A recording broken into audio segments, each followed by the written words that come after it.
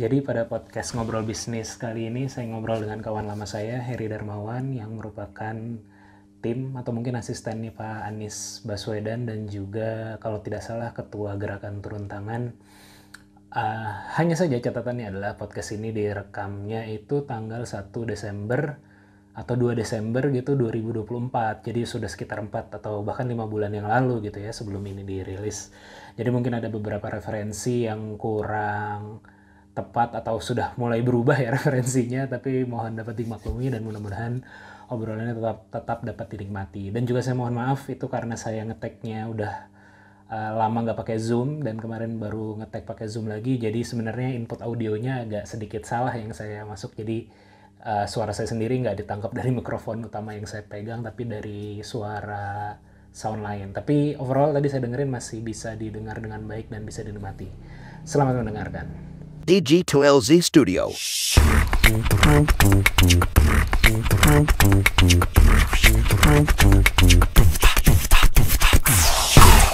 Bismillahirrahmanirrahim. Assalamualaikum warahmatullahi wabarakatuh. Waalaikumsalam. Selamat pagi, siang, sore, atau kapanpun waktu yang teman-teman pakai untuk mendengarkan podcast ini. Kembali lagi bersama saya Panji.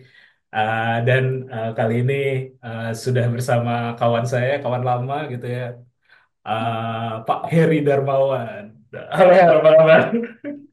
Halo, ini ada Harry Junior juga. Oh, Junior ya. Heri Junior ya. Ya tadi kita mulai sebagai jokes, eh, tapi gue pengen ulang ya biar teman-teman ada apa denger juga. Mas Anies datang nggak ketika lahiran anak pertama? Kayaknya emang spesialisasinya suka datengin lahiran anak pertama ya beliau ya. Jadi gue Eh, kedapatan rezeki juga waktu itu Ji. Jadi pas lagi kebetulan bareng waktu itu kan pas zaman Pilkada 2017 kampanye kan. Nah, bukan eh, yang ini lahirnya 2022.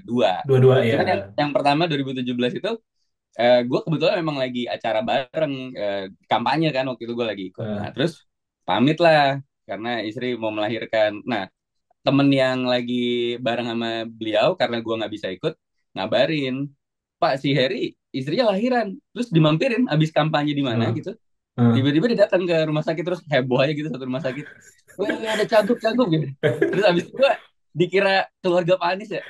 Ya keluarga besar lah ya, keluarga se Indonesia lah gitu kan. Wes, mantap mantap. Itu berarti pemilu 2000, oh dua gubernur ribu ya? tujuh belas gubernur Calon gubernur. gubernur Oke oke oke oke. I see. Iya. Kenapa gue buka dengan pertanyaan ini buat audiens yang buat yang dengerin belum tahu. Harry ini mungkin adalah, gue nggak tahu sih sebenarnya posisi lo apa ya. Cuman maksudnya eh, apa ya, orang terdekat yang gue kenal ke Pak Anies ya lo ya. Gue tahu, ada sih beberapa yang apa namanya, ya cuman gue nggak kenal personal gitu ya. Cuman kalau lo, setahu gue kan memang di timnya Pak Anies ya dari zaman kita lulus kuliah lo ikut kegiatan Indonesia Mengajar, lalu juga di di apa sih namanya, sosial movement turun tangan ya. Dan terakhir di TGUPP gitu kan, di tim close apa ya ibaratnya West Wing-nya Pak Anies waktu di gubernur lah ya kayak gitu kan. Nah, buat teman-teman yang nggak tahu mungkin mungkin sekilas gitu. Tapi mungkin lu bisa lebih spesifik ceritain gitu. Karena kemarin pas lagi menjelang pemilu, bahkan pemilu presiden ya, gue sempat ketemu sama Fazlur di Bandung, dia bikin ngobrol-ngobrol, dia bilang, wah, Heri mah tim lapangan nih mas, gitu, yang ngurusin apa namanya pengerahan massa apa segala macam. Nah, mungkin dari lu gue pengen tahu lu sebenarnya in terms of secara struktural apakah di apa gitu atau secara personal sebagai apa gitu. Boleh lo ceritain Her? Iya, ini buat para pendengar juga perlu dapat konteks. Waktu di kampus dulu, gue sama Panji tuh sedekat itu ya kita. Gue presiden KM, Panji sekjennya gitu. Jadi Hmm. kita dulu gue kampanye bareng sama Panji, terus juga Panji bahkan melihat waktu ini aja ya, gue bermimpi di dalam kampanye terus Nah, itu teriak salam Ganesha kita yang gue tidur di sendiri nggak masjid, sadar gitu. ngigonya Harry itu membela apa ya, rakyat jelata ngigonya. Itu sampai ke bawah mimpi gitu gue aja nggak sadar. Jadi teman-teman sedekat itu sama Panji, tapi memang bener karena dulu di KMITB gitu ya, di kabinet bareng. Nah, pas beres kan kita termasuk enggak deh, gua aja kali ya yang lulusnya agak lama ya, Ji ya. Karena kebanyakan yang di apa ya, kebanyakan mainan lah gitu. Nah, itu tuh memang jadi salah satu trigger gue ngerasa eh gue udah sering ngomong lah, eh belagu, ngerasa sih paling kontribusi gitu kan. Emang gue udah ngapain gitu, gue bertanya dalam hati. Nah, jadi akhirnya gue inget tuh kan Syakur juga waktu itu udah duluan ikut Indonesia Mengajar, terus ada Engkong ya 2004 TL, pengajar angkatan pertama, pengajar muda. Gue tuh kepikiran sih, mungkin menarik untuk nyoba. Waktu itu juga nggak begitu tahu sosok Pak Anies ya. Nah, tapi ya justru karena ngedengar teman-teman deket ini yang udah duluan, akhirnya gue ikut Indonesia Mengajar. Nah, dan ya udah itu buat gue gerakan pendidikan gitu kan. Gue merasa ya setidaknya gue punya pengalaman lah gimana sih Indonesia ini di pelosok-pelosok. Itu gue ngajar di Kapuas Hulu, di Hmm. Papua apa di Kalimantan ya. Kalimantan Barat. Hmm. Tinggal sama warga Dayak, gue Islam sendiri di sana. Nah, nah yang menarik sebenarnya kan kita di ITB dulu ya sering ketemu nih sama alumni-alumni kita kan. Termasuk juga waktu itu lagi rame-ramenya ada dosen ITB yang sempat jadi kepala badan, terus ternyata ditangkap lah saat itu. Iya. Kita nggak tahu cerita lengkapnya, cuman kan rasanya dengar cerita beliau dosen teladan dan lain sebagainya. Jadi buat gue tuh politik tuh mengerikan sih gitu kan. Iya. Jadi gue waktu itu juga ngerasa, aduh alumni ITB begini-begini yang masuk politik aneh-aneh gitu kan. Dan kenapa gue memutuskan ikut Indonesia Mengajar? Simply ya udahlah gue ngelakuin sesuatu yang konkret-konkret aja gitu kan ibaratnya. Karena dulu di ITB mungkin kita terlalu banyak kenalan sama alumni-alumni politik. Nah, Hmm. yang menarik adalah ketika 2013 gue beres Indonesia Mengajar, ternyata Pak Aniesnya masuk konvensi Demokrat gitu. Iya. Nah, jadi waktu itu dia tuh ngirim email blast, minta izin bahasanya, minta izin sama teman-teman Indonesia Mengajar, dia mau pamit. Gue datang, dan emang jagonya beliau ya. Hmm. Dia tuh nantang justru. Emang menurut teman-teman kalau politik itu kotor, di mana yang bersih? Ibarat kata Iya. kan bisnis juga ada yang nggak benernya. Bahkan di pendidikan pun juga ada ibarat kata ya.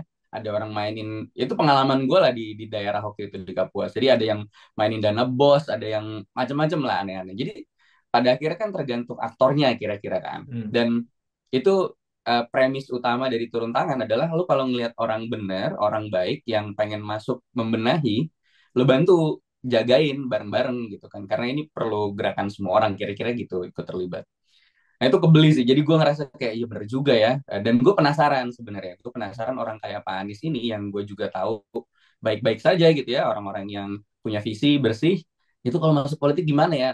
Jadi gue emang emang serius dan sengaja pengen ngeliat dan mungkin sedikit banyak belajar ya tentang gimana kalau orangnya kita kenal itu masuk ke dalam dan bisa bertahan apa enggak. Agak-agak was-was sih waktu itu. Nah Hmm. akhirnya gue jadi relawan turun tangan, lanjut-lanjut sampai jadi officer waktu itu di NGO barunya Pak Anies setelah Indonesia Mengajar. Nah Apa tuh, Her? beliau akhirnya uh, apa NGO-nya apa tuh? turun Oh, tangan itu turun NGO. tangan itu jadi NGO gitu. Oke, oke. Sebenarnya turun tangan dari awal sebagai sebuah yayasan, tapi kan Hmm. orang taunya gerakan komunitasnya gitu ya Iya. di daerah-daerah. Nah itu gue jadi officernya, jadi fasilitator daerah Bandung termasuk Jakarta dan lain sebagainya. Nah dan bahkan ketika itu gue sambilannya itu jadi asprinya Pak Anies. Jadi Hmm. ketika beliau jadi jubirnya Pak Jokowi saat Hmm. itu gue sempat ikut di beberapa titik kampanye beliau gitu. Jadi pengalaman real memang, hmm, pemenangan itu udah mulai di 2014 Pilpres. Dan gue inget banget waktu itu teman-teman ITB juga kaget kan ngeliat ada video gue joget-joget. Ada Pak Anies, ada Edward Suhadi, pokoknya tokoh-tokoh gitu. Hmm. Itu simply karena di kantor kurang orang, ikut-ikut bikin video gitu. Terus kayak orang-orang kaget, ah si Heri dukung Jadi, Jokowi. eh, Pada masanya tuh lumayan bikin geger lah gitu kan. Nah terus gue pas beliau akhirnya kepilih jadi Mendikbud, gue tetap di turun tangan. Nah dia kan akhirnya reshuffle. Jadi emang udah closely work bareng. dengan Pak Anies itu Hmm. semenjak ini pulang Indonesia Mengajar, dan nggak diniatin gitu. Gue Hmm. penasaran dari relawan awalnya sampai akhirnya lanjut, dan ternyata pas kampanye, beliau setelah reshuffle Hmm. itu masuk ke gubernur, dan lagi-lagi ya beberapa teman-teman yang kenal itu diajakin. Jadi memang bedanya itu Sinji, menurut gue yang agak menarik ya dari Pak Anies, orang yang menghargai hubungan masa lalu gitu. Jadi dia Hmm. akan ngobrol, dia heart to heart gitu. Saya mau maju, teman-teman pandangannya gimana. Jadi nanya, kita ngerasa diwongke gitu ibarat. Dan ya mau gimana, jadinya kebeli kan. Ya deh Pak, kita Hmm. dukung yuk bareng-bareng apapun fungsi kita saat itu. Gitu sih ceritanya sampai akhirnya Hmm. si story lah ya, gue sampai sekarang. I see, I see. Cuma gue sebelum kita bahas yang terkait dengan perpolitikan itu ya, gue tertarik sih ya sama yang lo ceritakan tadi gitu. Ketika lo pertama kali masuk, maksudnya pertama kali ngikut Indonesia Mengajar kan sebenarnya bayangan gue mungkin oke kita lo mau nyoba something yang beda di bidang pendidikan, lebih kontribusi sosial dan segala macam. Tapi di sisi Hmm. lain dari sudut pandang eh, fresh graduate biasanya yang ngambil gap year lah, nggak terlalu apa ya, nah istilah anak sekarang gap year nggak terlalu sesuatu yang akan lo ambil seterusnya gitu jadi karir panjang. Gue nggak tahu apakah ini disebut karir atau bagaimana ya, tapi ngikut dan berkarir bersama dan bekerja bersama di situ gitu. Bayangan gue seperti itu gitu karena kayak Syakur atau contoh-contoh yang lo sebutin tadi kan ya sekedar gap year setelah lulus fresh graduate aja, tapi lo setelah itu selesai melanjutkan lagi gitu. Itu apa Her yang lo pikirkan gitu? Apakah ketika selesai gara-gara itu sering ngobrol ter apa ya tersugesti atau tertarik dengan visi misi yang dibawa atau diceritakan oleh Pak Anies gitu atau gimana tuh Her? Iya ya, sejujurnya Ji, Ah, gara-gara jadi presiden KM ah, itu tuh beban moral. Ini tuh oh, refleksi diri gue sendiri. Apalagi pas masa kita di kabinet dulu tuh, gue mengalami masa sulit lah gitu ya. Jadi berat sekali kan ngalamin hmm, tantangan-tantangan internal kampus saat itu gitu. Nah, hmm, gue tuh bertanya-tanya sama diri gue sendiri. Ini proses refleksi pribadi. Kalau kan mau gimana juga presiden KM gitu kan. Gue membayangkan kalau gue jadi orang biasa, jadi adik-adik eh, junior gitu. Ini hmm, presiden KM kerjanya apa ya setelah ini? Alah, karena gue juga mungkin sering berpikiran kayak gitu.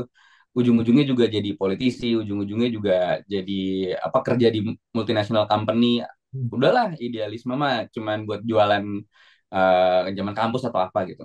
Jadi waktu itu tuh se short sighted itu gitu, sependek itu mikir kayak gue mesti melakukan sesuatu dulu deh biar biar hmm, paling nggak tuh gue ngerasa nggak utang gitu. Dulu kan ya sibuknya di kampus dan di Menara Gading lah ibaratnya.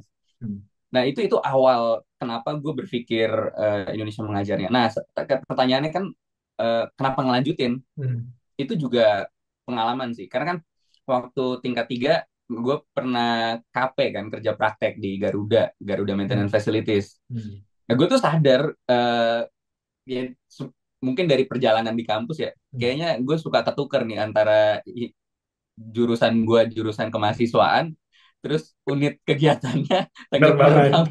Jadi gue sadar diri bahwa oke, Hmm, kayaknya memang ketertarikan gue tuh lebih ke hal-hal yang sifat kalau kalau kita sering ngobrol di teman-teman yang bisa mengajar, I'd rather work with people than with paper gitu. Gue tuh hmm, sadar suka ketemu orangnya atau berorganisasi lah hmm, gitu kira-kira. Dan pengalaman sekali nyemplungnya waktu gue kerja praktek juga, wah berat ya jadi hmm, orang kantoran gitu. Nah, sedangkan pengalaman kerja pertama gue Indonesia mengajar yang sangat diverse ya dan langsung nyemplung ke sebuah komunitas gitu. Jadi sedikit banyak memang agak mempengaruhi sih, Ji. Sangat-sangat mempengaruhi. Dan yang kedua, benar tadi juga ini bakal gimana sih dalam dalam percaturan politik gitu. Dan kenapa gue masih sampai sekarang, Ji, masih masih tetap dukung karena gue juga merasa values misi itu masih dibawa, masih dipegang.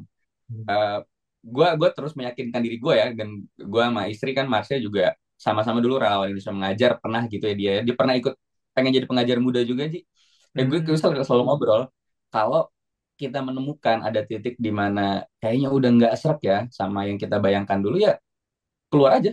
Maksud gue kayak bisa kapanpun. Dan itu yang gue juga appreciate dari tim Pak Anies ya, atau Pak Aniesnya sendiri. Dia juga seleluasa itu, semua orang punya pilihannya gitu. Jadi nggak yang lo harus di sini terus, nggak boleh pergi. Jadi banyak juga teman-teman gue yang akhirnya memilih pekerjaan lain setelah Indonesia Mengajar. Malah itu didorong aslinya. Niat awal Indonesia Mengajar ngasih lu pengalaman setahun, habis itu lu Hmm. kembali ke tempat-tempat Habitat. berkarya lu gitu. Nah, gue emang salah satu yang akhirnya memilih, kayaknya gue memang mungkin akan berkarya di bidang-bidang yang urusan publik gini, makanya gue lanjut gitu. I see. Iya, ternyata memang yang membekas membekas banget di lu itu ya tadi ya, eh, apa ya, moral tadi ya, moral ground setelah atau ketika menjadi presiden KM, dan itu jadi kebawa terus gitu. Padahal statistik nih ini alumni kita yang presiden KM yang bergerak di politik atau bahkan let's say sosial lah ya, kita nggak spesifik ke politik, itu dikit banget kan sebenarnya, compare tuh. gue gue juga sempat ngobrol sama Zul Zul apa namanya, Zulkaida. Zulkaida ya, Zulkaida Akbar ya, Hmm. di podcast ini juga. Dan dia eh, apa namanya, oke lah dia ngasih pandangan, sering bikin tulisan dan segala macam, tapi kan secara karir wise-nya dia di researcher gitu kan, pure di Hmm. researcher gitu. Jadi sebenarnya ya lo menarik sih, lo membawa sesuatu yang apa ya, tadinya biasa-biasa tapi lo jadi membebani ke dirinya gede banget. Lo bertanggung jawab banget Iya, sih. betul betul betul betul. Iya ya, Hitungannya. kepikiran gitu. Maksud gue, Eh, kepikiran aja. Gue ngapain ya? Maksud gue eh, kayak ujung-ujungnya mah kerja. Padahal nggak ada yang ngejudge gitu juga gue rasa. Jadi itu kayaknya iya. kemakan pikiran sendiri aja. Eh, ya tapi nggak apa-apa ya, jadinya bagus maksudnya lo jadi apa namanya, yang bergerak di sini. Nah, karena sebenarnya bukan bukan bukan untuk bridging tapi juga untuk pemisah sih sebenarnya. Gue ini podcast kan podcast ngobrol bisnis, Her. Hmm. Sebenarnya bisnis in terms, nggak, awalnya memang in terms of bisnis, korporasi apa, beneran entrepreneurship lah gitu. Tapi makin ke sini yang gue ajak ngobrol kan bisnisnya jadi lebih luas, dalam artian something yang dia kerjain lah gitu, profesi akhirnya juga atau apa segala macam gitu. Cuman satu, sebelum ke sana ya, gue pengen nanya, kalau lo di NGO atau sebagai asisten atau di TGUPP kayak gitu-gitu, itu memang secara apa namanya ya, secara penghidupan bisa hidup dari situ orang-orang yang bekerja di NGO kayak gitu, terutama NGO lokal Hmm. ya. Kalau NGO internasional kan donornya berlimpahan lah kayak gitu ya ibaratnya. Maksudnya buat buat yang dengerin ini, siapa tahu secara demografi soalnya paling banyak 22 apa 18-25 gitu, siapa tahu mau ngambil opsi ke sana itu oke, Her. Iya ya, bener. Itu pikiran gue banget juga sih. Jadi Hmm. yang menarik Indonesia Mengajar sebenarnya itu nggak volunteer kan. Jadi Iya. lu ada grade-nya, tergantung lo tempatnya di mana, makin jauh mungkin makin makin gede payroll-nya ya. Jadi itu juga akan jadi salah satu faktor lah yang menentukan orang tuh mau kerja di situ apa enggak. Terlepas dari pengabdian, apa semangat untuk berkontribusi dan lain sebagainya. Nah, harus gue akui bener Ji, di awal dan mungkin sampai sekarang ini bukan tempat yang lo bisa dapetin kemewahan gitu. Hmm. Dan gue sering ngobrol sama teman-teman di NGO dan lain sebagainya, ya memang kalau bukan karena lo punya semangat gitu ya, lo punya values yang lo perjuangkan, kayaknya ya nggak bakal tahan gitu. Nggak di sini lo nyari nyari apa Penghidupan. eh, penghidupan gitu. Hmm. Nah, memang yang juga jadi pengalaman gue mewarnai perjalanan ini tuh pas gue masuk di TGOPP itu juga sebenarnya kan karena di Jakarta ya, eh, dibandingin sama PNS sebenarnya gue bahkan nggak nyampe setengah dari yang di umur gue Ji, karena gue Hmm. bukan PNS gitu kan. Hmm. Ibaratnya mereka tuh punya jenjang karir dan Jakarta salah satu yang gede gitu kan. Eh, Tim gubernur itu dilevelkan sesuai akademisinya, latar Hmm. belakang, Pendidikan. kemudian sama mungkin umur ya, berapa tahun mereka udah bekerja gitu-gitu. Nah, itu tetap beda sama PNS. Jadi, hmm, dalam hal ini sebenarnya nggak nggak yang semewah di tempat private sector pasti.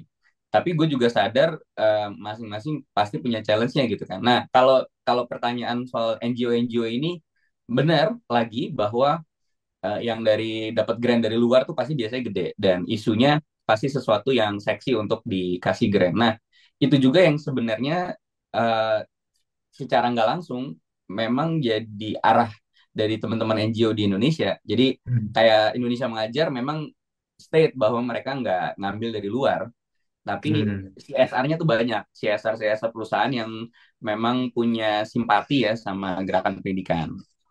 Nah, terus si turun tangan tempat gue yang sebelumnya itu juga sebenarnya menarik karena ada bau politiknya kan.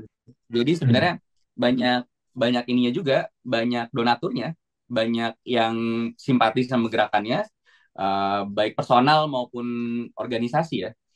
Hmm. Eh, Lagi-lagi kalau kalau di dalam NGO memang harus kecil nih kontribusi atau persentase untuk karyawan dan harus lebih besar untuk dampaknya gitu kan. Hmm. Nah, itu yang ya pinter-pinter lah gimana cara nyari jalan tengahnya gitu, Ji. I see, I see. Iya, iya. Soalnya bini gue kan juga sebenarnya di yayasan lah atau ya NGO juga ya dalam konteks ini. Jadi dia juga sering kali malah berpikir, baru semalam juga berpikir bahwa ya eh, malah justru diberi sesuatu itu jadi takutnya mengotori niatnya gitu. Padahal gue bilang ke dia baru banget semalam gue bilang ke dia ya sebenarnya apa yang kamu kasih ke organisasi jauh lebih besar daripada yang diberikan organisasi ke dirimu. Jadi sebenarnya pun ngambil juga tidak akan mengotori gitu karena value-nya jauh gitu apa yang Ya, diberikan ya. baliknya. Tapi ya balik lagi itu masalah berarti panggilannya memang harus harus kuat ya di situ ya. Oke, Her. Mm-mm. Gue pengen masuk ke topik yang tadinya kita pengen bahas. Tapi sebelum masuk itu mungkin ininya adalah eh, Pak Anies kan kemarin di Pilpres kalah gitu ya. Gue lupa angka persisnya berapa gitu ya. Cuman di dua provinsi kan menang ya. Atau di beberapa provinsi mungkin lo lebih tahu ya. Salah satunya adalah di DKI Jakarta. Satu lagi di Aceh. Oke lah masalah Islam dan segala macam yang kayak gitu-gitu. Tapi Sama Sumbar, Sumbar. Oh Sumber juga ya? Oh iya ya Sumber ya. Sumber juga menang gitu. Ya kita skip dua itu karena mungkin reasonnya lebih ke emosional gitu ya. Dan apa namanya faktor identitas gitu. Nah kalau Jakarta menang 40-an% juga ya. Dia mengungguli Pak Prabowo. Menurut lu gimana tuh? Dan keterkaitannya dengan Pilkada Jakarta kemarin yang ternyata apa so far sih bisa satu putaran nggak ya atau bagaimana? Ya mungkin ya gitu ya gue juga nggak tahu. Update-update di sini ya jadinya ya. Oh ya update ya. Ya itu dulu deh. In general gimana menurut lo tuh faktornya? Iya ya. Em, Nah, Menurut gua memang Jakarta selalu menarik ya, karena pemilihnya rasional, kelas menengahnya banyak, bukan hanya dari sisi ekonomi, tapi juga kesadaran politiknya. Jadi ada apa ya, ada mitos. Siapa yang pernah maju di Jakarta sebagai gubernur, most likely akan nggak kepilih lagi di pemilihan berikutnya. Jadi oh, kayak Pak Foke selesai, Pak Jokowi maju lagi gitu presiden, akhirnya Pak Ahok juga nggak lanjut, Anies juga ternyata juga jadi nggak bisa kepilih lagi gitu kan. Jadi tuh terlepas dari ada dinamika politik di baliknya gitu ya, mekanisme-mekanismenya, tapi memang warga Jakarta itu seperti halnya kota metropolitan atau kota-kota bisnis kali ya, itu sangat mudah adanya pertukaran values ide gitu. hmm, Jadi apalagi dibantu sosmed sekarang, jadi kalau gue ingat teman-teman yang emang orang politik ya, ngebahas perbandingan sama di Amerika itu, di coastal cities-nya Amerika eh, gampang terjadi pergantian tuh Demokrat, Republik, sering flip dan lain sebagainya gitu. Jadi memang lebih terbuka ya, open minded. Nah, in terms of Jakarta, gue ngikutin 2017 betapa terbelahnya dan betapa mengerikannya ya.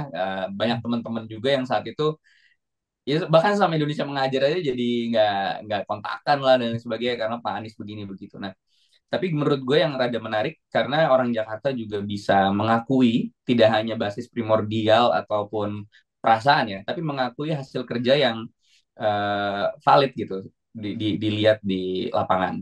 Jadi gue menemukan juga pasca 2022 Pak Anies selesai di Jakarta, itu banyak yang akhirnya eh, menyatakan dukungan yang padahal tadinya tuh keras banget gitu. Jadi mereka merasa sadar orang ini bisa kerja kok gitu. Walaupun masih banyak ya buzzer-buzzer teriak sana sini bahwa nggak kerja dan lain sebagainya. Nah, dalam konteks 2024 Pilkada, ya memang gua harus bilang em, itu jadi salah satu perhitungan lah bahwa 2024 Pilpres ada kemungkinan apalagi secara jadwal kan memang disengaja terpisah ya Pilkada sama Pilpres. Jadi itu salah satu yang kita bayangkan akan jadi satu sequence lah gitu. Jadi menuju ke sana pun dipikirin.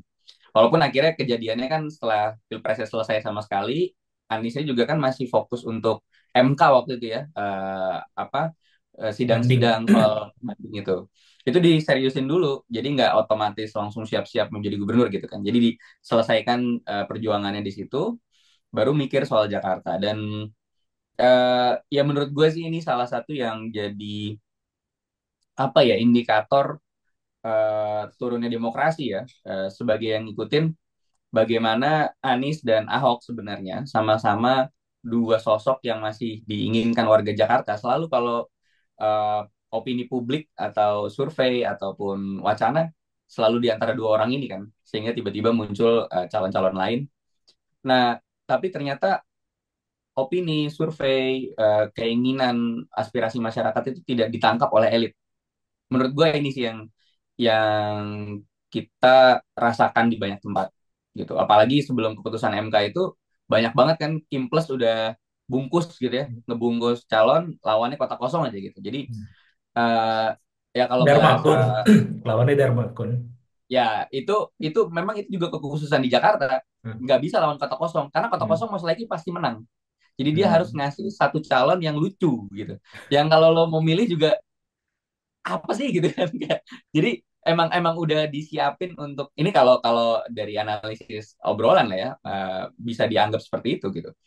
Nah, sedangkan di banyak daerah lain yang mungkin tidak sekritis itu ya lawannya kota kosong dan ada juga kan kemarin Pangkal Pinang atau daerah mana di Sumatera Bangka juga kota kosong yang menang gitu. Jadi Hmm. ini memang bergantung pada kekritisan warga dan itu kenapa Jakarta nggak bisa lu cuman kasih calon milik lo sama kota kosongnya gitu. Most likely Hmm. menang di kota kosong. Nah, dan betapa Pak Anies itu muncul di ujung cuman seminggu terakhir dari masa kampanye declare Pram sama Rano. Gue ngikutin surveinya Pram Rano itu 40-an% di seminggu sebelum kampanye berakhir. Anies masuk jadi 50,07 gitu. Dan Hmm. so far sih Ji, yang gue ikutin itu udah real count. Jadi ngambil data baik dari C1 yang diupload di KPU Hmm. maupun tim-tim lapangan Pramrano kan juga ngambilin C1 itu ya. Hmm. Em, Menurut gue lagi-lagi ya, Pak Anies bukan tokoh yang eh, jadi pemimpin spiritual atau gimana, Hmm. tapi ternyata mungkin buat orang Jakarta ya, yang memang menurut gue rasional, mereka masih menghargai pilihan-pilihan yang rasional ataupun waras lah ya dari Hmm. Pak Anies gitu. Ketika di pilkada kemarin. Hmm. Oke, oke, menarik, menarik. Ini ini gue baru tahu gue salah akun nih. Jadi nanti takutnya ini akan mati karena ada timing apa namanya meetingnya ya gitu ya. Tapi sambil jalan nanti gue coba upgrade gitu. Tapi eh, just in case nanti keputus, kita coba teks sedikit lagi gitu mungkin nanti ya setelah setelah kalau keputus gitu. Tapi eh, menarik sebenarnya Her, yang tadi lo lo ceritakan gitu. Tapi gue juga melihat terutama ini ya uh, untuk kasih konteks juga gue ngajak lo uh, podcast ini gara-gara lo nge-share tulisannya apa tadi namanya Mbak Bivitri, Bivitri Bivitri ya, Susanti. Bivitri Hmm. Susanti gitu terkait dengan pilkada dan kesadaran politiknya ini gue udah buka filenya juga. Nah ketika baca itu sebenarnya yang gue rasakan ya perasaan gue ketika gue KTP masih Jakarta Her. Dan terus terang di pilkada dan baru kali ini juga ya gue selama punya hak pilih gue tidak memilih gitu ya. Eh, tidak benar-benar tidak memilih gitu di Jakarta gitu. eh, sepanjang kita milih dari kita kan umuran gitu, harusnya udah berkali-kali gue selalu meniatkan datang ke Jakarta nyoblos dan segala macam, cuman baru kali ini enggak seperti itu. Dengan berbagai alasan lah. Cuman feel yang gue tangkap adalah ketika baca tulisan tersebut, pilkada dan kesanaan politik ya, terutama terkait dengan menceritakan bahwa teman-teman di Jakarta lebih apa ya, lebih concern lah terkait dengan politik, tidak berlaku politik uang dan segala macam. Gue ngerasanya lebih kayak superiority kompleks gitu loh. Jadi kayak ngerasa ngerasa lebih dari yang lain. Pun demikian, pun gue juga bagian dari yang itu gitu. Tapi gue juga ngerasa bacanya adalah eh, seperti itu gitu. Karena gue mengkhawatirkan apakah benar. Oke, gue ketika ada alternatif Pram, terus terang gue mau milih Pram pada waktu itu. Gue bilang ke bini gue, aduh, gue gak boleh, gue kan kata di karena karena belum tahu hasilnya kan. Terus, karena ke Kang Emil kan deket juga ya. Gue mesti hati-hati karena kalau di bisnis ya. Gue ini. Cuman eh, apa namanya, gue sempat bilang kayak gitu, kayaknya milih ini deh karena terlalu crowded gitu, lebih karena terlalu crowded aja gitu. Pun sebelum Pak Anies berpihak kayak gitu. Eh, tapi yang gue lihat politik uang masih ada dan masih besar juga gitu. Rumah gue, orang tua gue di Jakarta, bule gue koordinator yang bagiin duit bahkan gitu loh, secara real gitu, dari tahun ke Iya, iya. tahun dia tuh tokoh memang untuk bagi-bagi duit gitu loh. Jadi Orang masih logistik nih. bagi-bagi logis tuh gitu. Jadi ketika Pilpres kemarin pun kita rumah yang udah kebagian satu kakak tuh berapa orang tuh ada gitu, itu real gitu. Jadi eh feel gue seperti itu sih. Jadi gue ngerasa belum tentu juga karena faktor lebih concern atau faktor Pak Aniesnya, tapi kan kita lihat juga faktor golputnya tinggi banget gitu juga kan di pilkada kali ini. Lo ada tanggapan gak terkait dengan itu? Karena gue agak hati-hati karena takut lagi balik ke istilah yang sebelumnya pernah lo pakai juga ya, pembagian masalah orang baik dan orang ya, gerakan orang baik lawannya kan gerakan orang jahat gitu kan. Nah sebenarnya kan di politik tidak terlalu eh, terus segregasi berdasarkan itu, dan juga gue khawatirnya dengan istilah kesadaran politik yang lebih tinggi, concern yang lebih tinggi, menimbulkan perasaan superiority kompleks tadi, ngerasa lebih baik gitu. Itu sih sebenarnya concern gue gitu. Kalau menurut lo gimana tuh terkait dengan Iya, itu? ya. Eh, menurut gue tuh minimal ya soal kesadaran politik. Ini bukan soal moralnya, Ji. Hmm. Jadi gue setuju, gue sadar di dalam pertarungan politik ini setiap orang berjuang dengan pandangan moral mereka yang baik gitu. Jadi termasuk orang yang bagi-bagi itu juga ngerasa itu hal yang benar. Lo ngasih sesuatu yang baik buat warga lo gitu, terus warga lo berterima kasih, ya semua punya justifikasinya. Dan Hmm. gue setuju memang bukan untuk bicara soal gue secara moral lebih baik dari lo dan lain sebagainya. Menurut gue tuh yang juga diperjuangkan dari demokrasi itu adalah kesadaran rasional. Hmm. Kenapa lo milih? Atas dasar apa? Akhirnya beda-beda tiap orang. Ada yang simply karena ya sama agamanya, gue milih pemimpin yang gue nyaman, atau bahkan sesimpel oh dia cantik, dia ganteng gitu kan. Itu kan Hmm. level yang berbeda-beda dan setiap orang punya justifikasi yang sah untuk memilih dengan cara itu. Gue setuju nggak pengen ngeliatin yang sini baik, yang sana jahat dan lain sebagainya. Tapi yang dikejar dari kesadaran berpolitik dan tadi rasionalitas itu adalah lo tahu sendiri kebutuhan lo atau mungkin orang-orang yang ada bersama lo gitu. Ini gue kasih contoh. Waktu Anies maju 2017, itu ketika kelas menengah marah-marah soal dia merapat ke FPI, tapi ada warga-warga miskin kota yang emang kalau bukan Anies yang menang, itu mereka bakal digusur, udah pasti digusur. Hmm. Dan mereka tahu itu. Ini tuh pilihan yang menentukan hidup mereka ke depan. Sehingga mereka secara rasional berserikat, lalu membuat kontrak politik yang kuat gitu untuk bisa menjamin si calon satunya lagi, dalam hal ini maksudnya Anies yang dipilih itu tidak akan melakukan penggusuran. Nah, maksud gue setiap dari kita itu punya kepentingan rasional dan ya lu berserikat, lo berorganisasi membuat sebuah kekuatan yang bisa menekan. Karena hal-hal seperti ini yang bikin siapapun pemimpinnya, pemerintahnya itu akan selalu dikontrol gitu. Nah, jadi menurut gua yang dimaksud sama Mbak Bivitri juga searahnya seperti itu. Hmm. Betapa eh, ini tuh sangat sangat fluid, Ji. Jadi Hmm. kemarin Anies tuh nempel FPI abis-abisan dihajar Hmm. sama masyarakat kelas menengah. Tapi Kang Emil juga kemarin sama FPI kan, dan Iya. kayaknya nggak serame itu gitu. Hmm. Jadi apa isunya akan selalu bergerak dan harapannya sebenarnya kita jadi warga negara yang aware, concern, Hmm. rasional. Lu dalam politik ini, pilihan-pilihan politik ini, lu akan diguncang sana sini, lu akan dikasih begitu banyak informasi sampai lu nggak jelas pengen lu apa gitu. Nah, tapi kan kalau ya buat gue, ini gue pribadi memilih calon yang ternyata memborong semua partai dan membuat orang lain nggak bisa maju, itu sebuah kesalahan. Dan baik moral maupun secara rasional itu salah. Kita butuh kontestasi ide gitu. Dan tadi gue bilang, warga dari berbagai survei juga tahu mereka berharap dilanjutkan gitu misalnya kan Pak Anies. Jadi itu pandangan gue pribadi gitu kan. Nah, jadi itu hal-hal yang sebenarnya diharapkan semua pemilih kita jangan sampai gini. Lo dikasih duit 500.000, 200.000, terus lo nggak tahu bahwa apa yang akan terjadi pada hidup lo selama 5 tahun gitu. Nah, itu kan yang kita sedihkan, yang kita pengen orang tuh lebih berdaya dan paham tentang kekuatan mereka kalau berserikat lah kira-kira. Mungkin itu Hmm. sih. I see, I see, I see. Ini alhamdulillah gue berhasil memperpanjang, jadinya kita tidak terputus. Alhamdulillah. Iya, iya, iya, menarik ya apa yang lo sampaikan. Jadi memang dan dari yang lo ceritakan sebenarnya ya gue jadi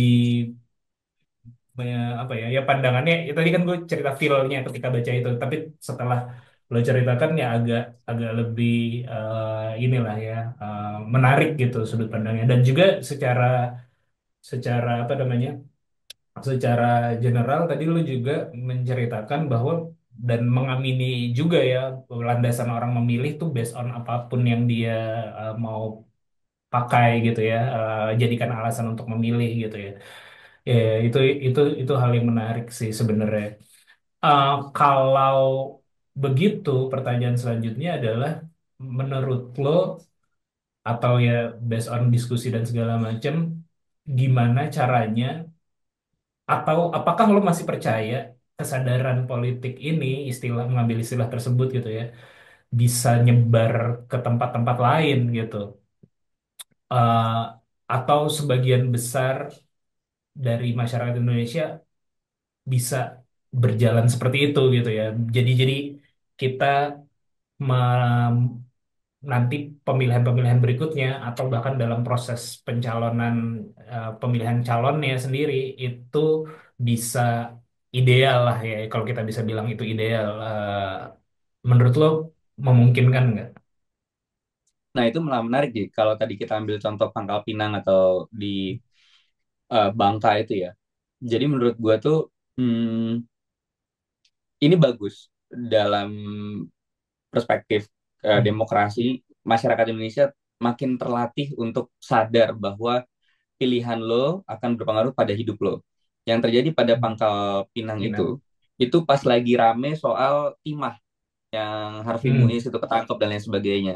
Nah, karena ini tuh agak aneh, satu calon doang yang diusung sama Kimples, satu lagi kotak kosong, yang menang kotak kosongnya.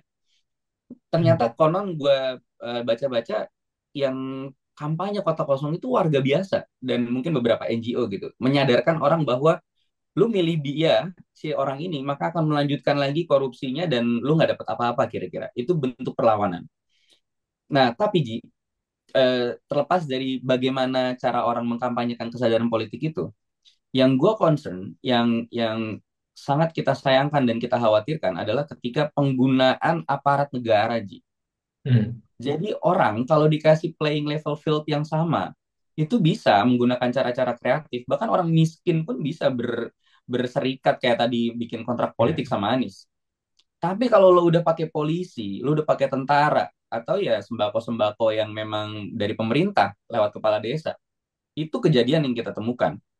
Berarti lo ini udah bukan ini udah bukan permainan atau bukan same playing level field gitu. Ini bukan kontestasi yang layak untuk diikuti. Karena wasitnya ikut main, udah wasit ya, Hmm. yang di luar ngejagain juga ikut bugin gitu kan. Hmm.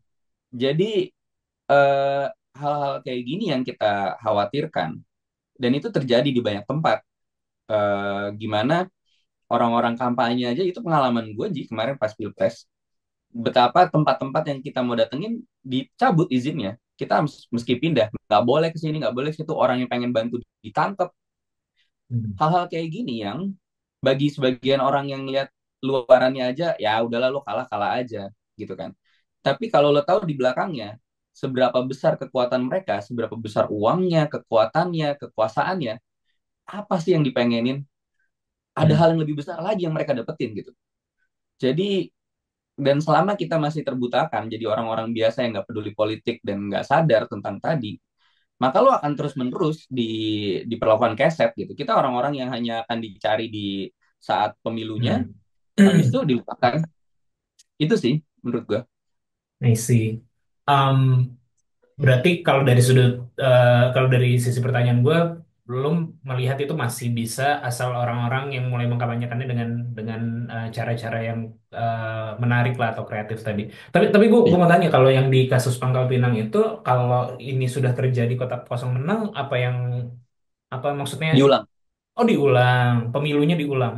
Hmm. Dengan calon yang sama, kotak kosong lawan orang yang sama atau bagaimana? Terserah.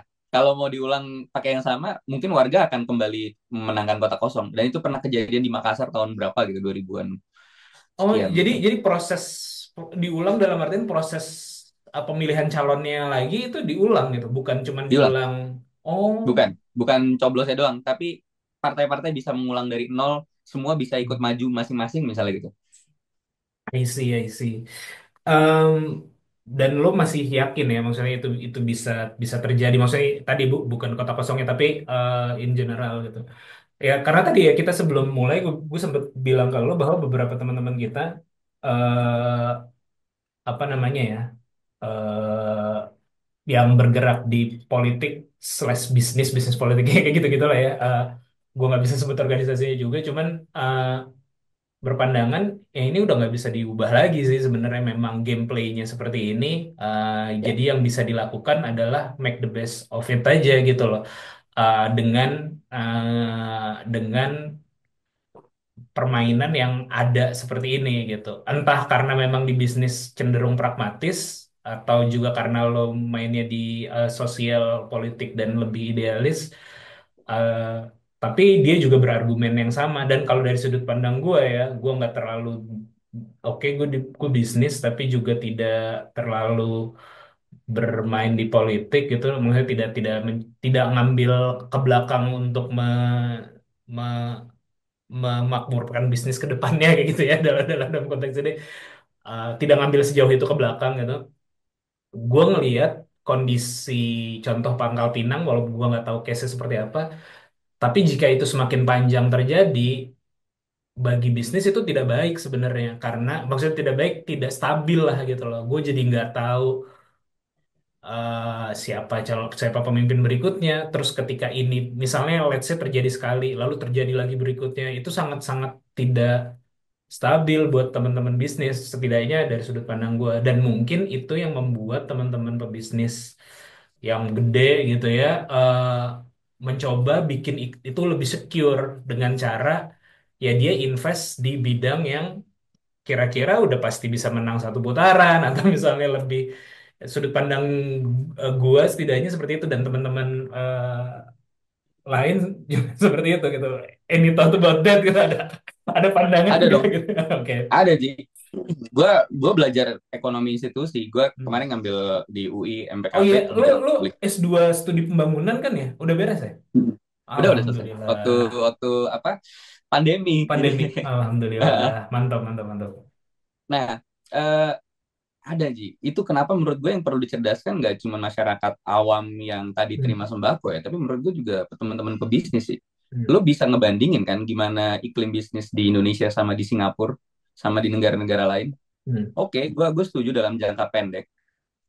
Kalau lu invest pada orang yang pas di dalam pilkada, lu aman gitu. Tapi lu sadar betapa tidak jelasnya iklim investasi di Indonesia karena terlalu banyak pungli-pungli permintaan, lu mesti bayar kanan kiri. Cara-cara kita untuk terus berinvest sama orang-orang kayak gitu yang akan ngebuat iklim bisnis Anda tidak akan pernah maju. Ini yang ngebangun ekonomi Indonesia bukan berbasis inovasi. Hmm. Yang lo bangun dan lo terus-terusan kasih bensin, itu orang-orang yang short sighted, orang-orang yang cuma ngasih lo keuntungan dalam jangka pendek dan tidak akan pernah menghargai apapun inovasi yang lo berikan. Lo bisa berinovasi tapi lo ternyata nggak deket sama orang dalam, habis lo. Mau yang kayak gitu? Menurut gue bukan yang kayak gitu jiwa pebisnis harusnya. Menurut gue bukan kayak gitu orang-orang yang berwirausaha ya. Kita semua gue membayangkan orang-orang yang berbisnis, berwirausaha itu orang-orang yang pengen mendapatkan sesuatu karena hasil kerja kerja kerasnya, inovasinya gitu. Hmm. Ya seperti halnya sistem ekonomi di banyak negara lain, Amerika berbasis inovasi, orang biasa asal kreatif, inovatif, ketemu market, naik. Bukan hanya karena lu bayar berapa, upeti berapa gitu. Jadi menurut gue teman-teman pebisnis pun harus mikir jangka panjang, kecuali emang kerjaan lo bisnisnya rente. Emang Hmm. lu bisanya cuma deketin penguasa, sorry. Habis itu lo dapetin proyek-proyek, ya ya udah, memang bukan ke sana arah kita. Hmm. Dan ingat, lu hidup di sini terbatas. Habis itu lo juga mewariskan sistem itu pada anak lo, Hmm. pada cucu lo gitu. Gue yakin pada pada akhirnya, kalau anak sama cucu lo juga terhambat sama hal-hal politik dan sistem yang tidak meritokratis gini, Hmm. ujung-ujungnya kalau lo punya duit lo bakal pindah negara sih. Hmm. Karena nggak menghargai meritokrasi, nggak menghargai inovasi gitu. Jadi gue pengen ngajak teman-teman yang mikir kayak gitu juga, ya lu mikir agak panjang gitu.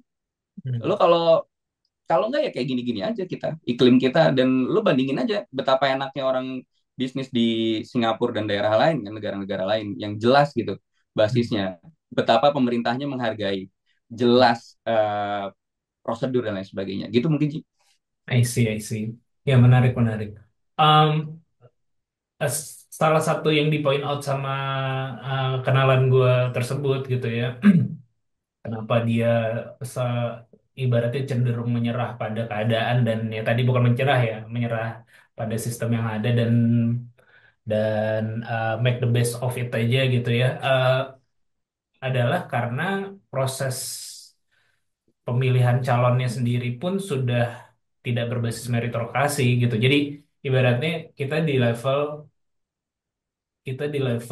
mungkin yang gue ajak ngobrol dan gue juga gitu ya, kita di level yang kita bisa support yang sudah muncul aja gitu. Kita nggak bisa melihat proses. Ya kita tahu prosesnya, lo untuk dapat surat dukungan harus keluar segini, kalau mau dapat surat uh, tugas harus keluar segini dan segala macam gitu. Jadi kita nunggu itu sampai berdarah-darahnya beres baru kita support lah, ibaratnya kayak gitu. Ya, dan maksudnya dari sisi situnya nggak bisa nggak bisa kita lihat gitu. Uh, Sedangkan yang lo ceritakan tadi berbasis merit ketika sudah di pencalonan itu udah di akhir gitu kan sebenarnya. Padahal proses kalau kita mau ngomongin meritokrasinya dari pemilihan bakal calonnya sendiri pun harusnya dari situ kan kita bisa ngelihat orang-orang. Nah itu kita nggak bisa ambil ke sana gitu kan.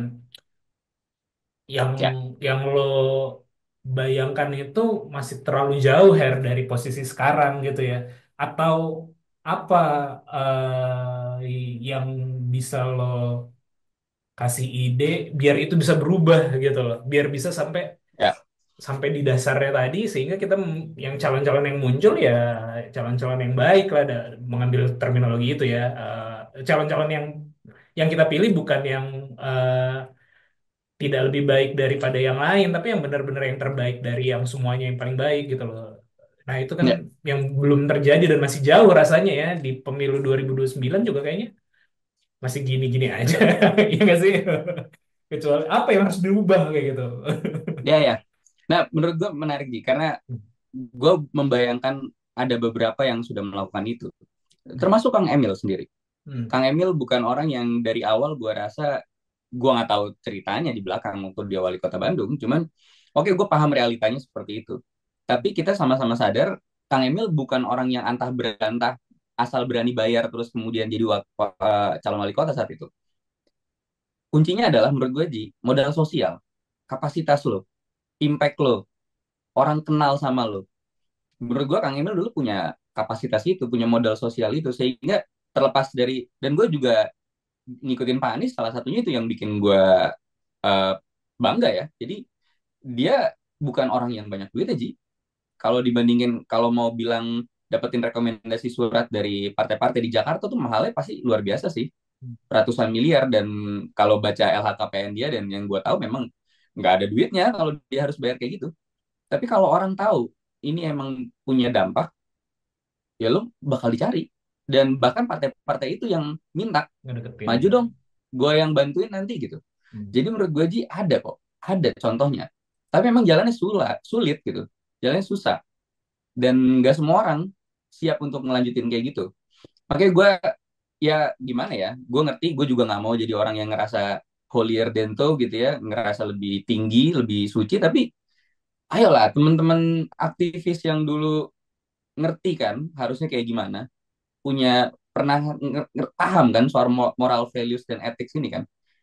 Susah memang, perjuangan itu ya pelaksanaan kata-kata dan nggak gampang.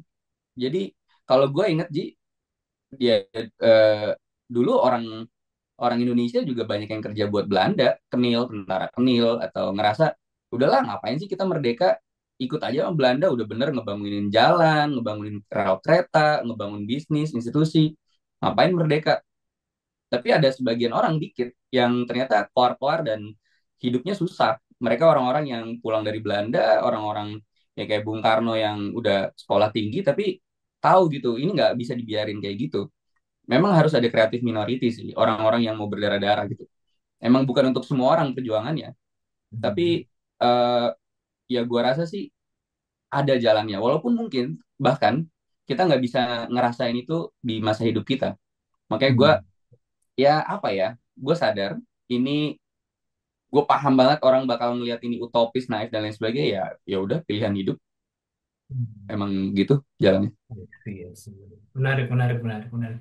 Gue, gue dalam konteks ini em, memang nge-challenge aja ya Her ya. Jadi maksudnya just in case lo ada pandangan gue seperti apa gitu. Cuman memang gue nge-challenge ide-idenya aja gitu dalam dalam arti ini gitu. Em, ya itu menarik banget sih apa yang lo sampaikan gitu. Tapi kalau to be teknikal atau administratif gue nggak ngerti ya mekanismenya gimana. Apa yang harus diubah tuh? Apa dari sisi partai politiknya sendiri atau apakah ada undang-undang yang bisa memaksa itu tidak terjadi gitu? Gue sempat dengar ada kalau yang bagus atau apa ya? Bukan yang bagus ya.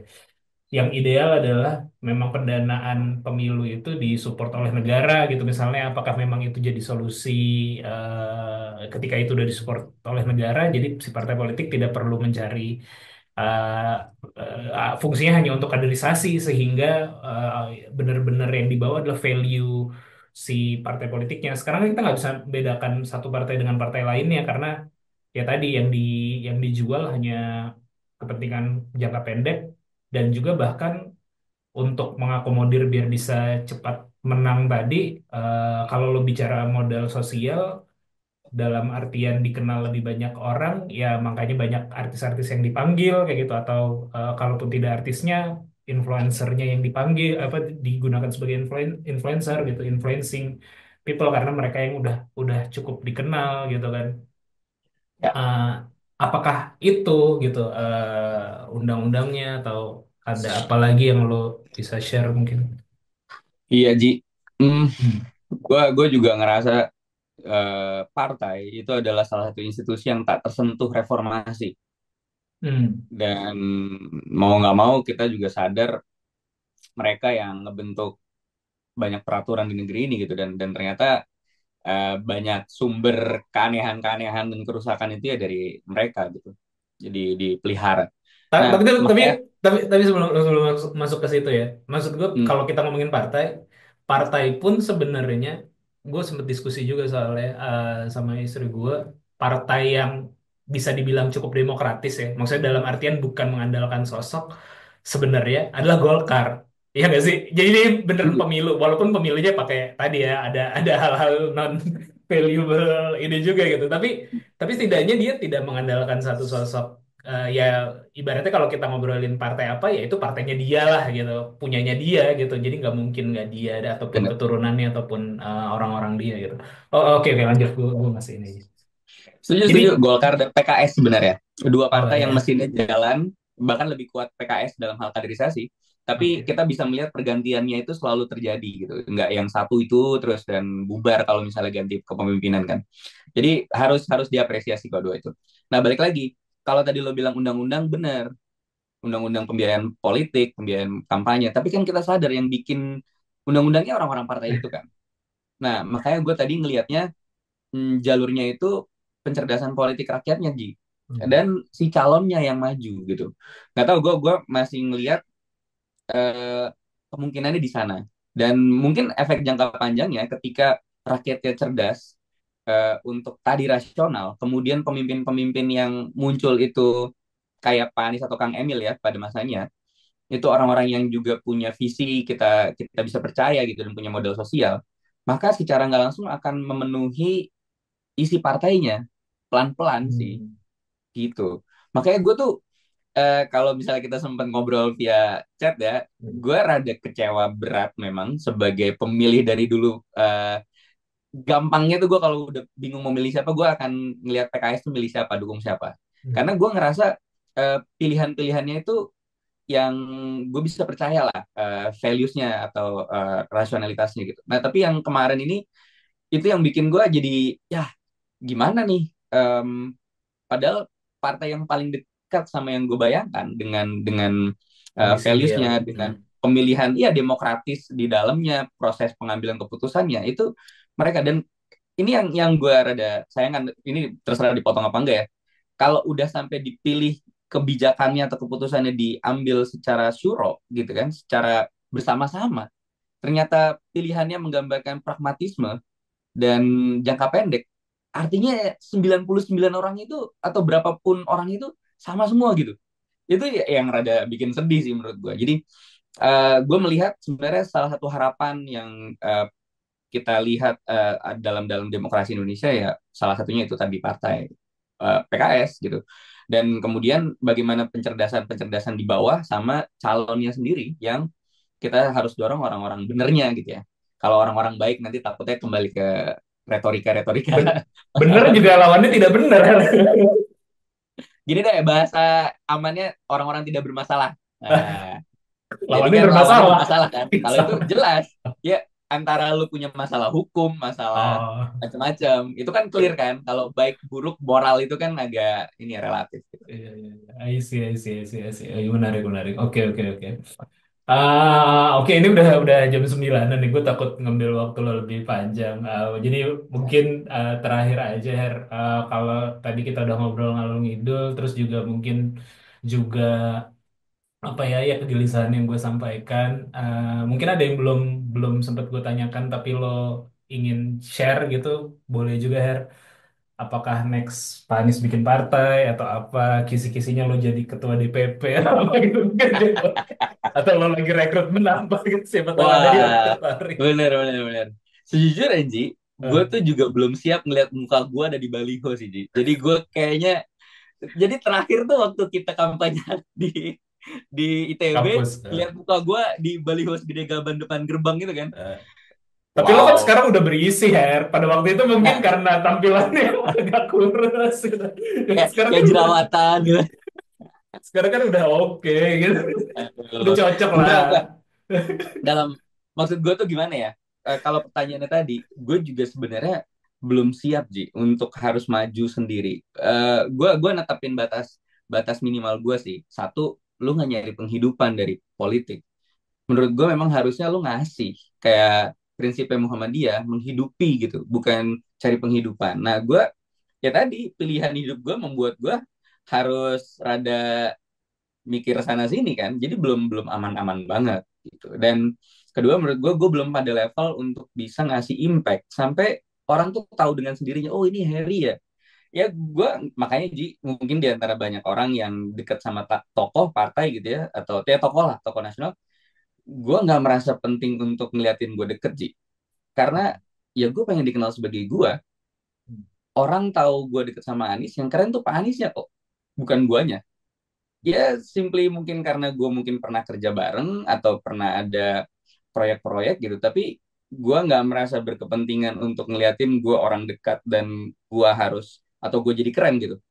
Ya gue bersyukur gue bisa kerja bareng dan gue bisa belajar banyak, tapi gue belum dikenal sebagai Harry gitu.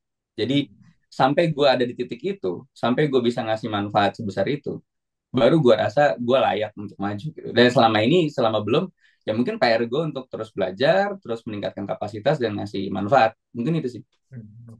Thank you, Her. Tapi poin yang terakhir tadi itu, gue sempat mendengar itu juga dari Kang Ajun gitu, yang Hmm. dia lay low lah ibaratnya dalam konteks selama ini gitu. Tapi sayangnya saat itu dibutuhkan udah terlambat gitu sih. Gue khawatirnya kejadian yang ya kan kita tahu dia nggak Ya, nggak masih kepilih. panjang, tenang. Kang Ajun Oh, masih masih banyak nanti pemilunya. Aman kalau orang tahu Kang Ajun mah enggak masih maksudnya untuk dirimu. Jadi ah sama. jangan terlalu lelo. Iya, itu juga buat gue, Ji. Kalau Oh. orang belum kenal gue, gue, umur kita 30-an gitu, 35. Orang yang benar mungkin baru kepilih 50, 60. Jadi gue juga ngerasa, ya Allah walam umur kita ya. Cuma menurut gue masih Tapi panjang. wapres kita 35 loh, 36. Jadi Itu harus dia. lebih cepat. Makasih kamu ingat. Bikin emosi. Ya, oke, oke. Oke, thank you Her, thank you banget atas Thank you, waktunya. Ji. Buat Salam gue, buat Beben juga. ya, buat gue bermanfaat banget. Salam buat Marsha dan anak-anak. Terima kasih juga yang udah dengerin sampai akhir. Semoga obrolan ngalor ngidul kita ada manfaatnya. Sampai ketemu di podcast ngobrol bisnis episode selanjutnya. Bye.